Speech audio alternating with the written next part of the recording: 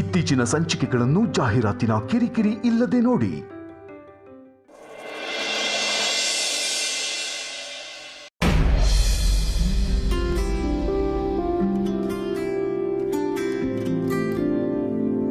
ಅಮ್ಮು, ಇದೆಲ್ಲ ಯಾಕೋ ವರ್ಕೌಟ್ ಆಗಲ್ಲ ಅನಿಸ್ತಿದೆ ಕಣೆ. ಯಾಕಕ್ಕ, ಏನಾಯ್ತು? ನಾವು ಅಡ್ಗೆ ಮಾಡಿ ನೆನ್ನೆ ಯೂಟ್ಯೂಬ್ ಅಲ್ಲಿ ಅಪ್ಲೋಡ್ ಮಾಡಿದ್ವಲ್ಲ ವಿಡಿಯೋ, ಅದಕ್ಕೆ ಬರೀ 1000 ಜನ ವ್ಯೂ ಮಾಡಿದ್ದಾರೆ, 50 ಜನ ಲೈಕ್ ಮಾಡಿರೋದು. ನಾವು ಮಾಡಿರೋ ಕೆಲ್ಸಕ್ಕೆ ಪ್ರತಿಫಲ ಸಿಗಲ್ಲ ಅನ್ಸುತ್ತೆ ಕಣೆ ಅಮ್ಮು. ಏನಕ್ಕ ನೀನು ಬರೀ ಇಷ್ಟಕ್ಕೆ ಉತ್ಸಾಹ ಕಳ್ಕೊಂಡ್ರೆ ಹೇಗೆ? ಕೆಲವೊಬ್ಬ ಪೋಸ್ಟ್ಗೆ 1 ಲೈಕು ಬರಲ್ಲ, ಅಂಥದ್ರಲ್ಲಿ ನಮ್ ಪೋಸ್ಟ್ ನ 1000 ಜನ ನೋಡಿದ್ದಾರೆ, 50 ಜನ ಲೈಕ್ ಮಾಡಿದ್ದಾರೆ, ಅದಕ್ಕೆ ಖುಷಿ ಪಡು. ಸ್ಟಾರ್ಟಿಂಗ್ ಅಲ್ಲೇ ಮಿಲಿಯನ್ ಗಟ್ಟಲೆ ಸಬ್ಸ್ಕ್ರೈಬರ್ ಆಗ್ಬೇಕು ಅಂತಂದ್ರೆ ಆಗತ್ತಾ? ನಾವ್ ಏಣಿ ಹತ್ತೋವಾಗ ಒಂದೊಂದೇ ಮೆಟ್ಲು ತಾನೇ ಹತ್ಬೇಕು. ಆದ್ರೂ ನಮ್ ರೀಚ್ ತುಂಬಾ ಕಡಿಮೆ ಇದೆ.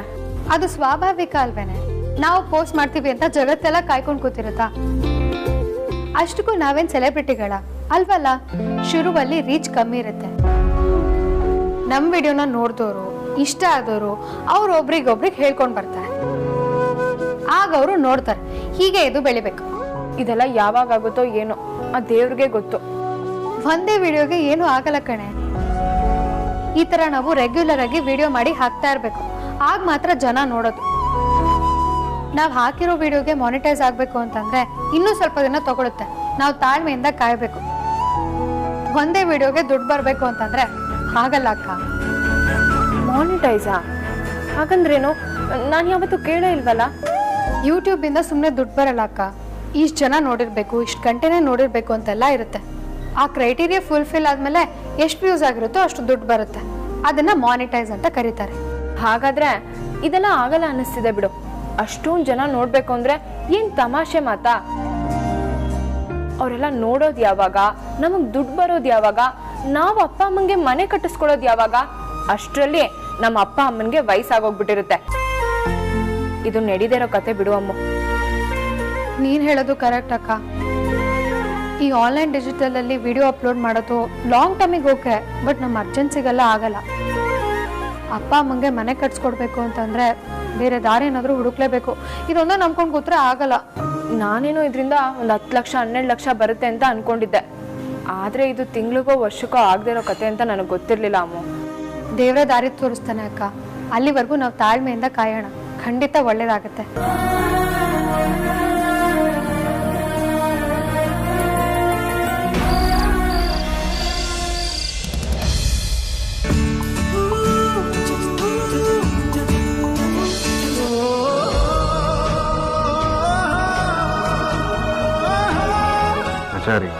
ಏನ್ ಮಾಡ್ತೀಯ? ನೀನೇನ್ ಮಾಡ್ತಿದ್ಯಾ? ಬಟ್ಟೆ ಎಲ್ಲ ಪ್ಯಾಕ್ ಮಾಡ್ಕೊಳ್ತಿದ್ಯಾ? ನನ್ಗೆ ಹೇಳ್ದೆ ಎಲ್ಲಿಗೆ ಹೋಗ್ತಿದ್ಯಾ?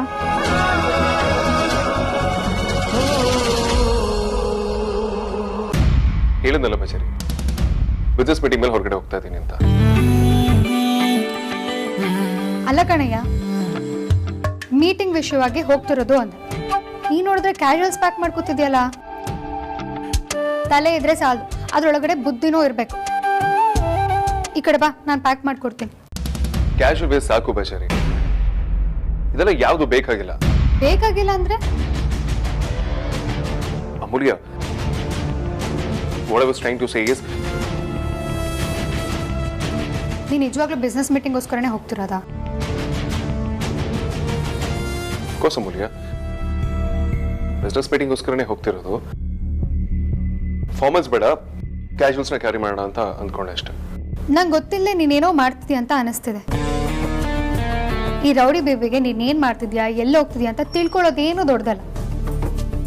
ನಾನು ಮುಂಚೆ ಇದೇ ಫೀಲ್ಡಲ್ಲಿ ಇದ್ದವಳೆ, ಕೆಲಸ ಬಿಟ್ಟಿರ್ಬೋದಷ್ಟೇ, ಆದರೆ ನಾನು ಕೆಲಸ ಮರ್ತಿಲ್ಲ. ಹೌದು, ಫ್ಲೈಟ್ ಎಷ್ಟೊತ್ತಿಗೆ? 11:30. ನಿಜವಾಗ್ಲೂ? ಯಾಕಂದ್ರೆ ಮನ ಅನುಮಾನ ಅಂತೇನಿಲ್ಲ, ಸುಮ್ಮನೆ ಕೇಳಿದೆ. ಮತ್ತೆ ನೀನ್ ಇಲ್ಲಿಂದ ಎಷ್ಟು ಗಂಟೆಗೆ ಹೊರಡ್ತಿದ್ಯಾ?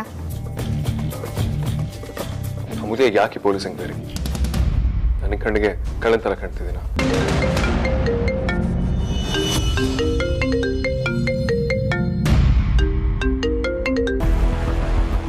ಸರ್, ಒಂದು ಪ್ರಾಬ್ಲಮ್ ಆಗಿದೆ. ಮಾಧುಪುರ ರೂಟ್ ಸರಿಲ್ವಂತೆ, ಅದನ್ನು ಕಾಮಗಾರಿ ನಡ್ತಿದ್ಯಂತೆ. ಸೊ ನಾವು ಅನಂತ ನಗರದ ಮೇಲೆ ಹೋಗ್ಬೇಕಾಗುತ್ತೆ ಸರ್. ಪ್ರಜ್ವಲ್, ನಾನು ಅಮೂಲ್ಯ ಮಾತಾಡ್ತಿರೋದು. ಇರಿ, ನಿಮ್ಮ ಬಾಸಿಗೆ ಕೊಟ್ಟೆ.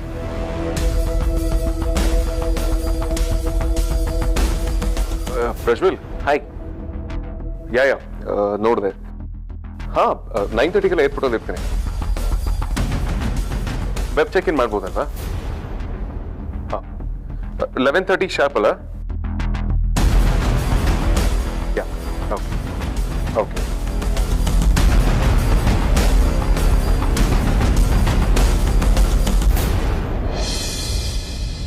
ವೇದಾಂತ್, ನಿಂಗೆ ಫಸ್ಟ್ ಆಫ್ ಆಲ್ ಸುಳ್ಳು ಹೇಳೋಕ್ಕೆ ಬರಲ್ಲ. ಅಂಥದ್ರಲ್ಲಿ ಸುಳ್ಳು ಹೇಳ್ತಿದ್ಯಾ ಅಂತಂದರೆ ನಿನಗೇನೋ ಇಂಪಾರ್ಟೆಂಟ್ ಕೆಲಸದ ಮೇಲೆ ಹೋಗ್ತಿದ್ಯಾ ಅನಿಸುತ್ತೆ. ಪರವಾಗಿಲ್ಲ, ಅದೇನು ಅಂತ ಹೇಳಬೇಕು ಅಂತ ಏನಿಲ್ಲ. ಬಟ್ ನೀನು ಹುಷಾರಾಗಿ ಹೋಗಿ ಹುಷಾರಾಗಿ ಬಾ. ಆ ಬಜರಂಗಿ ಯಾವಾಗಲೂ ನಿನ್ನ ಜೊತೆನೇ ಇರ್ತಾನೆ.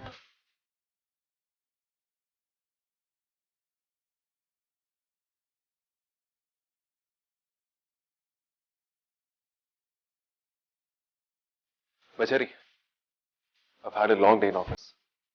ಫ್ರೆಶ್ ಅಪ್ ಆಗಿ ಬರ್ತೀನಿ.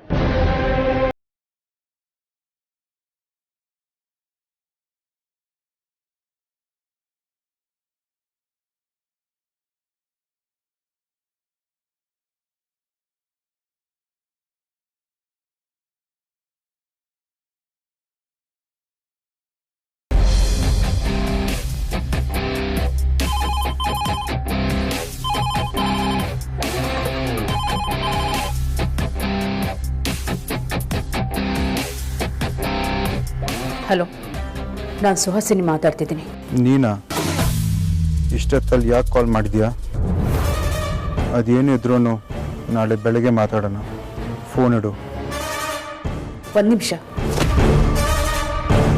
ಒಂದು ಇಂಪಾರ್ಟೆಂಟ್ ವಿಷಯನ ಡಿಸ್ಕಸ್ ಮಾಡಬೇಕು. ಸರಿ, ಅದೇನಂತ ಬೇಗ ಹೇಳು. ನಮ್ಮ ವಿರುದ್ಧ ಸಾಕ್ಷಿ ಹೇಳೋರು ಯಾರೂ ಇಲ್ಲ ಅಂತ ಎಷ್ಟು ವರ್ಷ ನೆಮ್ಮದಿಯಿಂದ ಇದ್ವಿ. ಆದರೆ ಇವರು ಆ ಹುಚ್ಚ ದೇವರಾಜನ್ನ ಕರ್ಕೊಂಡು ಬಂದಿದ್ದಾರೆ. ಅವನು ವೈದೇಹಿ ಚಿತ್ರ ಕೂಡ ಬಿಡಿಸಿದ್ದ. ಅದೃಷ್ಟವಶಾತ್ ವೇದಾಂತು ವಿಕ್ರಾಂತ್ ಅದನ್ನು ನೋಡೋಕೆ ಮೊದಲೇ ನೀವು ಕೊಟ್ಟಿರೋ ಸ್ಕಿಪ್ ಜೊತೆ ಬದಲಾಯಿಸಿದ್ದೆ. ಇಲ್ಲ ಅಂದಿದ್ರೆ ವೈದೇಹಿ ಯಾರು ಅಂತ ಇವ್ರಿಗೆ ಖಂಡಿತ ಗೊತ್ತಾಗ್ತಿತ್ತು. ಇದನ್ನೆಲ್ಲ ನೆನೆಸ್ಕೊಂಡ್ರೆ ನನಗೆ ತುಂಬ ಭಯ ಆಗ್ತಿದೆ. ಮತ್ತೆ ವೇದಾಂತ್ ಕಣ್ಣಿಗೆ ಆ ದೇವರಾಜ್ ಕಾಣಿಸೋಕೆ ಮೊದಲು ನೀವೇ ಏನಾದರೂ ಒಂದೊಂದು ಗತಿ ಕಾಣಿಸ್ಬೇಕು. ನೋಡ್ ಸುಹಾಸಿನಿ, ಕೊಲೆ ಮಾಡ್ತಾ ಇದ್ದೀವಿ ಅಂತ ರಕ್ತನ ಕೈಯಲ್ಲಿ ಅಂಟಿಸ್ಕೊಳ್ಳೋಕ್ಕಾಗಲ್ಲ. ನನಗೆ ಹೇಳು ಬದಲು ಆ ಕೆಲಸನ ನೀನೇ ಮಾಡ್ಬೋದಲ್ವಾ? ನಾನು? ಹೌದು, ಅದು ನೀನೇ ಮಾಡಬೇಕು. ಅದು ನಿನ್ನ ಜವಾಬ್ದಾರಿ. ಅದು ನಾನು. ಅಮ್ಮ, ಬಾ ವೇದಾಂತ್. ಹಾ ವೇದಾಂತ್, ಅಮ್ಮ ನಿಮ್ಮ ಹತ್ರ ಒಂದು ವಿಷಯ ಮಾತಾಡಬೇಕಿತ್ತು. ಹೇಳು. ಅಮ್ಮ, ನಾಳೆ ನಾನು ನಮ್ಮ ಹುಟ್ಟೂರಿಗೆ ಹೋಗ್ಬೇಕು ಅಂತ ಅನ್ಕೊಂಡಿದ್ದೀನಿ. ಹೌದಾ? ಏನು ವಿಷಯ ವೇದಾಂತ್? ಅಮ್ಮ, ಅಮ್ಮನ ಹುಡ್ಕೋದಿಕ್ಕೆ ಹೋಗ್ತಿದ್ದೀನಿ.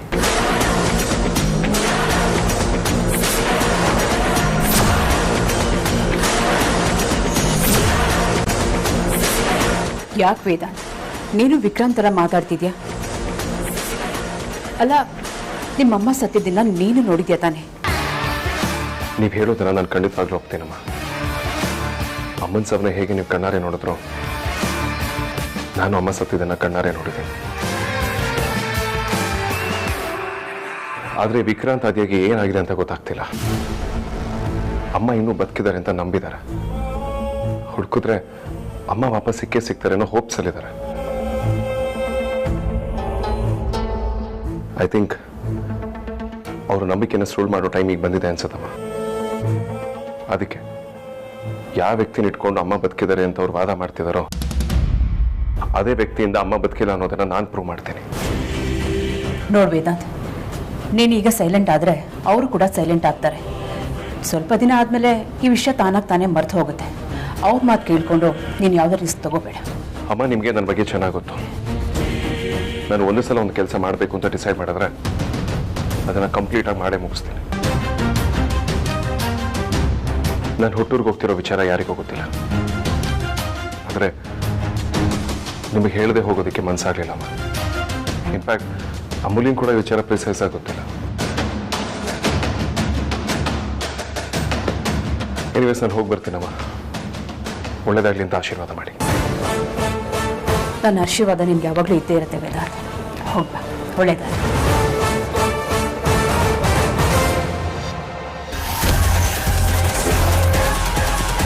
ಸಾರಿ, ಅದು ವೇದಾಂತ್ ಬಂದಿದ್ದ. ಹೇಳೋದೇನು ಬೇಕಾಗಿಲ್ಲ, ನಾನೆಲ್ಲ ಕೇಳಿಸ್ಕೊಂಡೆ. ಏನು ಮಾಡ್ತೀಯ ಗೊತ್ತಿಲ್ಲ, ಅವ್ನು ಸ್ಟಾಪ್ ಮಾಡೋದು ಜವಾಬ್ದಾರಿ ನಿಂದು. ಏನು ಹೇಳ್ತಿದ್ದೀರಾ? ನೋಡಿ, ನಾನು ಒಬ್ಳಿಂದನೇ ಅವನನ್ನು ಕಂಟ್ರೋಲ್ ಮಾಡೋಕ್ಕಾಗಲ್ಲ ಅನ್ಸುತ್ತೆ. ನಾನು ಜಾಸ್ತಿ ಫೋರ್ಸ್ ಮಾಡಿದ್ರೆ ಅವನಿಗೆ ಎಲ್ಲ ವಿಚಾರನೂ ಗೊತ್ತಾಗುತ್ತೆ. ಗೊತ್ತಾದರೆ ಏನೂ ಮಾಡೋಕ್ಕಾಗಲ್ಲ. ನಮ್ಮ ದಾರಿಗೆ ಯಾರೇ ಅಡ್ಡ ಬಂದರೂ ಅವ್ರನ್ನ ವೇದಾಂತನ ನಮ್ಮಪ್ಪ ಕೈಯಿಂದ ಮುಗಿಸ್ಬೇಕು ಅಂದ್ಕೊಂಡಿದ್ದೆ. ಆದರೆ ಅವನು ನನ್ನ ಕೈಯಿಂದ ಸಾಯಬೇಕು ಅಂದ್ಕೊಂಡಿದ್ದಾನೆ.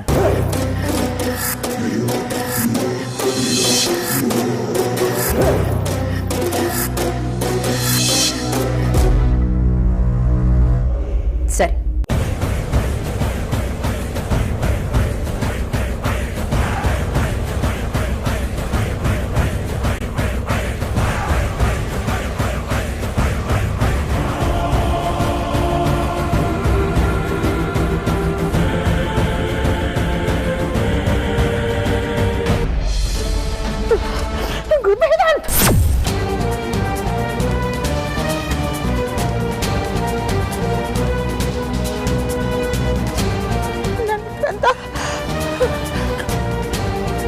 ದೇವ್ರೆ, ಯಾಕೆ ಈ ಥರ ಕನ್ಸೆಲ್ಲ ಬರುತ್ತೆ? ಮುಂದೆ ವೇದಾಂತ್ಗೆ ಏನಾದ್ರೂ ಅನಾಹುತ ಆಗುತ್ತೆ ಅಂತ ಒಂದು ಸೂಚನೆನಾ? ಬೇಡ ಬೇಡ, ನನ್ನ ಮಗುಗೇನು ಮಾಡಬೇಡ ದೇವ್ರೆ. ನನ್ನ ವೇದಾಂತ್ಗೆ ಏನೂ ಆಗಲ್ಲ, ವೇದಾಂತ್ಗೆ ಏನೂ ಆಗಲ್ಲ.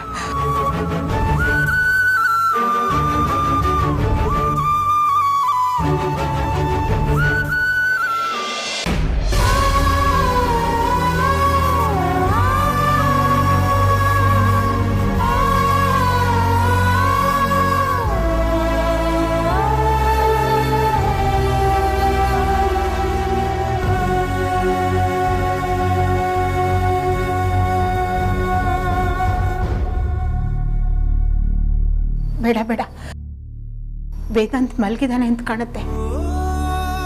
ಬಾಗಿಲು ತಟ್ಟಿದ್ರೆ ಏನಾದ್ರೂ ತಪ್ಪು ತಿಳ್ಕೊತಾನೆ.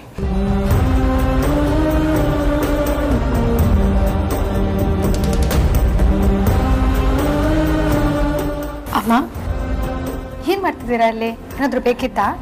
ಮನ್ಸಿಗೆ ಯಾಕೋ ಕಸಿವಿಸಿ ಅನಿಸ್ತಾ ಇತ್ತಮ್ಮ. ವೇದಾಂತ್ ಅವ್ರನ್ನ ನೋಡ್ಬೇಕು ಅನಿಸ್ತಾ ಇತ್ತು, ಅದಕ್ಕೆ ಬಂದೆ. ವೇದಾಂತ್ ಮಲಗಿದಾರ? ಹಾಮ್ಮ, ಮಲ್ಕೊಂಡಿದ್ದಾನೆ. ಹೌದಾ? ಅದಾಗೆ ನೀವು ಮಲಗಿಲ್ಲ ಯಾಕಮ್ಮ? ನಿದ್ದೆ ಬಂದಿಲ್ವಾ? ಹಾಮ್ಮ, ನಾಳೆ ವೇದಾಂತು ಬಿಸ್ನೆಸ್ ಮೀಟಿಂಗ್ ಅಂತ ಹೈದರಾಬಾದ್ಗೆ ಹೋಗ್ತಿದ್ದಾನೆ. 2 ದಿನ ಊರಲ್ಲಿರಲ್ಲ, ಅದಕ್ಕೆ ಸ್ವಲ್ಪ ಟೆನ್ಷನ್ ಆಗ್ತಿತ್ತು. ಹೈದರಾಬಾದ್ಗೆ ಹೋಗ್ತಿದಾರಾ? ಇದರಲ್ಲಿ ಹೆದರ್ಕೊಳ್ಳೋ ಅಂಥದ್ದೇನಿದೆ? ಕೆಲ್ಸದ ಮೇಲೆ ತಾನೇ ಹೋಗ್ತಾ ಇರೋದು. ಅಂದಾಗೆ ನೀವೇನಾದ್ರೂ ಮುಚ್ಚಿಡ್ತಾ ಇದ್ದೀರಾ? ಅಯ್ಯೋ, ಹಾಗೆಲ್ಲ ಏನೂ ಇಲ್ಲಮ್ಮ. ಮದುವೆ ಆದಮೇಲೆ ವೇದಾಂತ ನಾನು ಇದುವರೆಗೂ 1 ದಿನನೂ ಬಿಟ್ಟಿಲ್ಲ. ಅಂಥದ್ರಲ್ಲಿ ಈಗ 2 ದಿನ ಅಂತಂದರೆ ತುಂಬ ಬೋರಾಗಿ ಹೋಗುತ್ತೆ. ನಾನು ಅಲ್ಲಿವರೆಗೂ ಯಾರ ಜೊತೆ ಜಗಳ ಮಾಡಲಿ, ಯಾರನ್ನು ಕಾಲು ಇಳೀಲಿ ಅಂತ ಚಿಂತೆ ಆಗ್ತದೆ. ಅದಕ್ಕೆ ಹಾಗೆ ಹೇಳಿದೆ ಅಷ್ಟೇ. ಇನ್ನು 2 ದಿನ ಅಷ್ಟೇ ಅಲ್ವಾ? ಚಿಂತೆ ಮಾಡಬೇಡಿ, ಹೋಗಿ ಮಲ್ಕೊಡಿ, ಹೋಗಿ.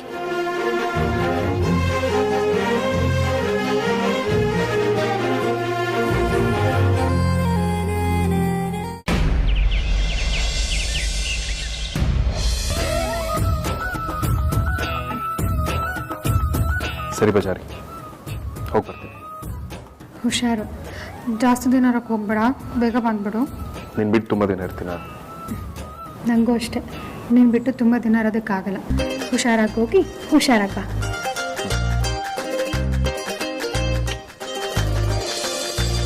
ಯಾವುದಾದ್ರೂ ಒಳ್ಳೆ ಕೆಲಸಕ್ಕೆ ಹೋಗೋವಾಗ ಎಲ್ಲಿ ಹೋಗ್ತಿದ್ದೀರಾ ಅಂತ ಕೇಳಬಾರ್ದಂತೆ. ಅದ್ರ ಬದಲಾಗಿ ನೀವು ಹೋಗೋ ಕೆಲಸ ಒಳ್ಳೇದಾಗಲಿ ಅಂತ ಹಾರೈಸ್ಬೇಕಂತೆ. ಒಂದು ನಿಮಿಷ ಬಂದೇ ಇರಿ.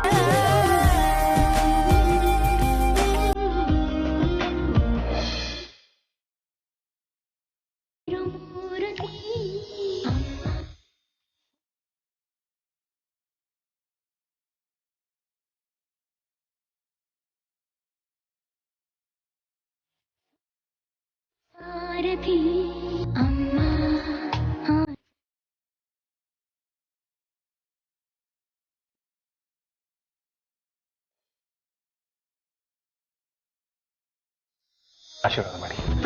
ಹೋಗೋ ಕೆಲಸ ಯಶಸ್ವಿ ಆಗಲಿ, ಒಳ್ಳೇದಾಗಲಿ. Thank you.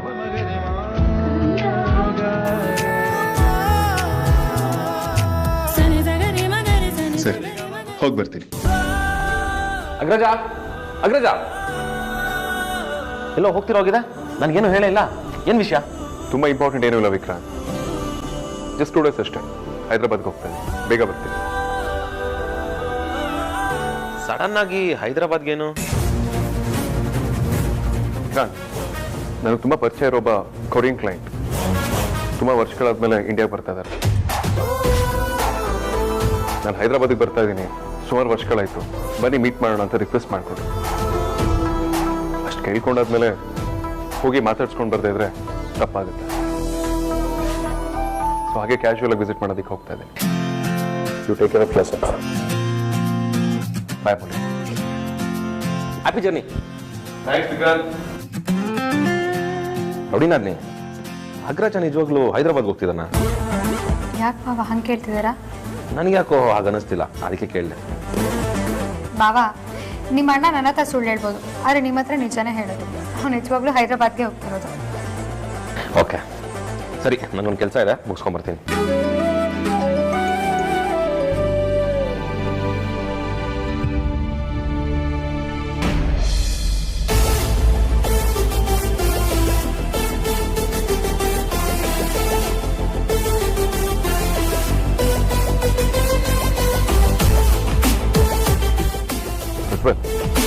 ಆ ದೇವರಾಜಪ್ಪನ ಬಗ್ಗೆ ಇನ್ಫಾರ್ಮೇಶನ್ ಇದೆ ತಾನೆ?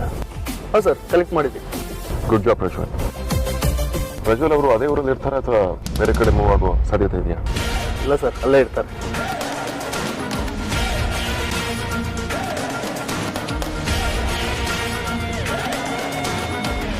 ಪ್ರಜ್ವಲ್, ನನ್ನ ಪ್ರಕಾರ ಊರಲ್ಲಿ ನಾವು ಬೇರೆ ಒಂದಷ್ಟು ಜನಗಳ ಹತ್ರ ಅಮ್ಮನ ಬಗ್ಗೆ ವಿಚಾರಿಸಿದ್ರೆ ಖಂಡಿತವಾಗ್ಲೂ ನಮಗೆ ಸತ್ಯ ಗೊತ್ತಾಗುತ್ತೆ.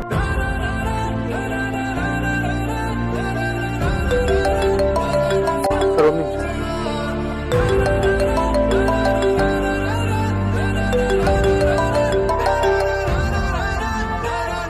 ದೀಪಕ್ ಹೇಳಿ. ಅದೇ ಸ್ವಲ್ಪ ಹೊರಗಡೆ ಇದ್ದೀನಿ.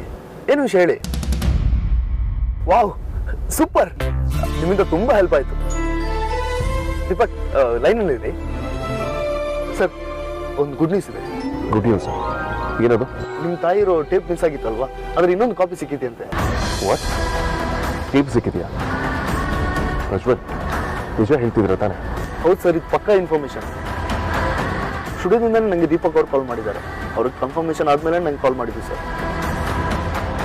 ಸರ್, ಒಂದು ನಿಮಿಷ. ದೀಪಕ್, ನೀವು ರೆಡಿ ಇಟ್ಕೊಂಡಿರಿ, ನಾವು ಬಂದು ತಗೊಂಡು ಹೋಗ್ತೀನಿ. This is blessing in disguise Prajwal. ಹಾಗಾದ್ರೆ ನಾವು ಊರಿಗೆ ಹೋಗೋ ಅವಶ್ಯಕತೆ ಇಲ್ಲ ಅನ್ಕೊಳ್ತೇನೆ. ಒಂದು ಕೆಲಸ ಮಾಡೋಣ, ಮನೆಗೆ ಹೋಗೋಣ. ನೀವು ಆದಷ್ಟು ಬೇಗ ಟೇಪ್ನ ಕಲೆಕ್ಟ್ ಮಾಡೋದಕ್ಕೆ ವ್ಯವಸ್ಥೆ ಮಾಡಿ.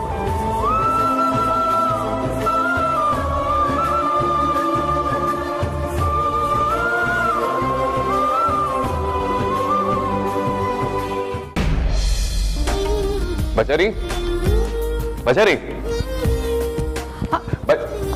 ಏನು ವೇದಾಂತ್, ವಾಪಸ್ ಬರ್ತಿದ್ಯಾ? ಏನಾದರೂ ಮರ್ತಿದ್ಯಾ? ಇವತ್ತು ನಿಮ್ಮೆಲ್ಲರಿಗೂ ಒಂದು ಹ್ಯಾಪಿ ನ್ಯೂಸ್ ಇದೆ. ಹ್ಯಾಪಿ ನ್ಯೂಸಾ? ಏನಾಗ್ರಜ ಅದು? ಗೆಸ್ ಮಾಡೋಣ ನೋಡ. ಅಲ್ಲ ಅಗ್ರಜ, ಬಿಯರ್ ಬಾಟ್ಲನ್ನ ಕೈ ಕೊಟ್ಟು ಕುಡಿಬೇಡ ಅಂದ್ರೆ ಹೇಗೆ ಹೇಳೋ? ಆದಷ್ಟು ಬೇಗ ಹೇಳೋ, ನನ್ನ ಕೈಯಿಂದ ವೆಯ್ಟ್ ಮಾಡೋ ಪೇಷನ್ಸ್ ಇಲ್ಲ. ಅಮ್ಮ ಇರೋ ಟೇಪ್ ಕಳೆದು ಹೋಗಿತ್ತಲ್ಲ, ಆ ಟೇಪಿನ ಇನ್ನೊಂದು ಕಾಪಿ ಸಿಕ್ಕಿದೆ.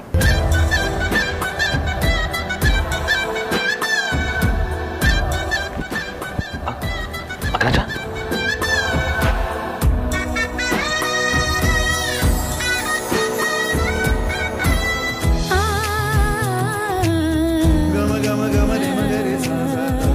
ಅಗ್ರಜ ಹೇಳೋದು ನೀನು ನಮ್ ಜೊತೆ ಯಾವಾಗ್ಲೂ ಇರ್ಬೇಕು ಅಂತ. ನೀನ್ ನಮ್ ಜೊತೆಗಿದ್ರೆ ಅಮ್ಮನೂ ಸಿಗ್ತಾರೆ, ಟೇಪು ಸಿಗುತ್ತೆ, ಮಿರಾಕಲ್ಸು ಅವಾಗ ಅವಾಗ ಆಗ್ತಾನೆ ಇರುತ್ತೆ. ಭಾವ ಇದನ್ನೆಲ್ಲ ನೋಡ್ತಿದ್ರೆ ಅತ್ತೆ ಸಿಗೋದಕ್ಕೆ ಮುನ್ಸೂಚನೆ ಅನ್ಸ್ತಿದೆ ಅಲ್ವಾ? ಎಕ್ಸಾಕ್ಟ್ಲಿ ನೋಡಿ ನದ್ನಿ, ನಮ್ಮಮ್ಮ ಸಿಗ್ತಾರೆ, ಆ ನಂಬಿಕೆ ನನಗಿದೆ. ಅಗ್ರಜ ನನಗೆ ಎಷ್ಟು ಖುಷಿ ಆಗ್ತಿದೆ ಗೊತ್ತಾ? ಏನ್ ಮಾಡ್ತಿದ್ಯಾ ನೀನು? ಅಗ್ರಜ ನನಗೆ ನಮ್ಮ ಅಮ್ಮನ್ ನೋಡಿದಷ್ಟೇ ಖುಷಿ ಆಗ್ತಿದೆ, ಅದಕ್ಕೆ ಸ್ವಲ್ಪ ಎಕ್ಸೈಟ್ ಆಗಿದೆ. ಹಾಗಾದ್ರೆ ನಮ್ಮ ಅತ್ತೆ ಬರೋದು ಕನ್ಫರ್ಮ್ ಅಲ್ವಾ? ಹೌದು ಅಮೂಲ್ಯ, ನನ್ನ ಅಮ್ಮನ ಬಗ್ಗೆ ತಿಳ್ಕೊಳ್ಳಬೇಕು ಅಂತ ನಮ್ಮ ಹುಟ್ಟೂರಿಗೆ ಹೊರಟಿದೆ.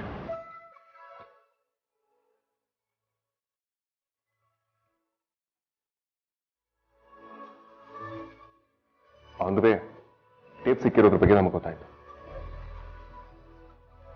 ಅದಕ್ಕೆ ಟೇಪ್ ನೋಡಿದ್ರೆ ಅಮ್ಮನ ಬಗ್ಗೆ ಏನಾದ್ರು ತಿಳ್ಕೊಳ್ಬೋದು ಅಂತ ಓಡ್ ಬಂದೆ. ಸರಿ, ನನ್ನ ಟೈಮ್ ಆಯ್ತು, ನಾನು ಆಫೀಸಿಗೆ ಹೊರಡ್ತೀನಿ. ಟೇಪ್ ಬಗ್ಗೆ ಮಿಸ್ ಮಾಡದೆ ಫಾಲೋ ಮಾಡಿ. ಅದಕ್ಕೆ ಹೇಳಿದ್ರು ನೋಡಿ ನದ್ನಿ, ಕಷ್ಟಪಟ್ರೆ ನಮ್ಮಮ್ಮ ಸಿಕ್ತಾರೆ ಅಂತ. ಹೌದು ಬಾವಾ,